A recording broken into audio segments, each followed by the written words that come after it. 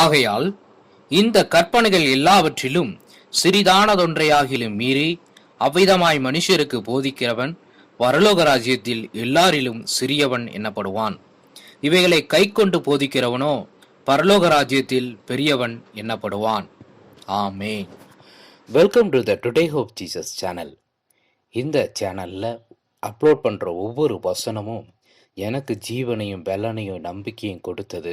நான் சோர்ந்து போன நேரத்தில் இந்த வார்த்தை என்னை தேற்றினது.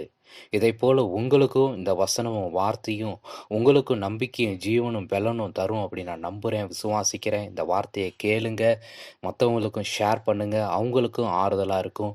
கர்த்தர் உங்களை ஆசீர்வதிப்பாராக. ஆமென். சப்ஸ்கிரைப் பண்ணுங்க. உங்களுக்கு உங்கள் மனசு தொட்ட வசனத்தை இந்த கமெண்டில் கமெண்ட் பண்ணுங்க.